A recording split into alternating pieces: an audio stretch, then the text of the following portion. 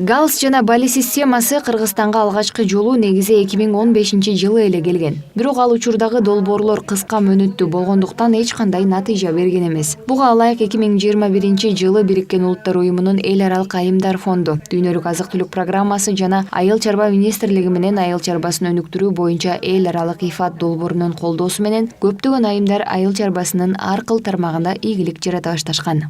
Эми бул ыкмалар методология галс деп коебуз, орусча мен айтып кеткендей гендердик сезимтал иш-аракеттердин баягы изилдөө системасы деп кыргызча баягы которуп келгенде түздөн түз. Бирок бул ыкмада болсо ошол Кыргызстанда биз адаптировать этип ыңгайлаштырылып өтүп аткан 5 ыкмалар. 2021-жылы бул долбоордун алкагында Айыл чарба министрлиги менен бул жаңы ыкманы жайылтуучулар биригип, өлкө аймагынын жерлеринен 800 айымды тандап, аталган жаңы ыкманы үйрөтүшкөн. Буга ылайык Чүй облусунда Миланфан менен Гегетиде айыл чарба ишиндеги айымдардын 2 пилоттук долбоору ишке ашкан. Айыл чарба министрлигинин өкүлү Тамчыбек Түлеев өкмөт жаңы ыкма менен дайындалып жаткан долбоорду колдогону жатканын белгиледи. Айыл чарбасында өндүрүштү карай келсек, ошол негизги агрегаторлордун бири болушу айымдар келет.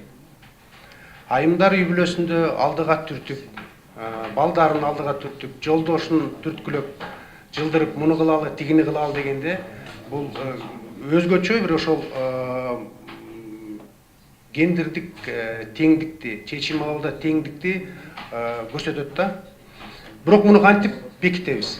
Муну бекитүүдө жанагы жогорудагы Самир жакшы айтып кетти. Ушул галс менен бали системасы ишке ашырылып аткан долбоорлорго жакшы аспап болоруна көзүбүз жетти. Бул ыкма аркылуу Айыл чарба министрлиги менен биргеликте аны жайылтып жаткан жамааттарды өнүктүрүү альянсы айымдардан түзүлгөн 90 фермерлик топту түзүүнү максат кылып жатат. Буга ылайык бүгүн Бишкекте айыл чарбасынын ар кандай багыттарында иш баштагысы келген айымдар менен агрардык секторду өнүктүрүү боюнча эл аралык фонддун өкүлү Самир Бежауи жолукту. Ал кыргыз айымдарынын уникалдуулугуна таң берди. Айылдардагы айымдардын, кыздардын өлкөнүн экономикасына байланышы тыгыз болот. Бирок мени таң калтырганы бул кыргыз айымдарынын айыл чарбадагы эле эмес, коомдогу, экономикадагы орду. Кыргыз айымдары акылдуу, күчтүү, эрктүү жана жаратмандыкка аябай бай келет экен. Ошол себептүү бул долбоор алардын коомдогу, өлкөнүн экономикасындагы ордун жогорулатып, ошол идеяларын тереңдетип арттырууга жардам берет деген үмүттөмүн. Жана кыргыз айымдарынын колунан дагы көптөгөн ийгиликтер жараларына көзүм жетти. Their communities and in their countries.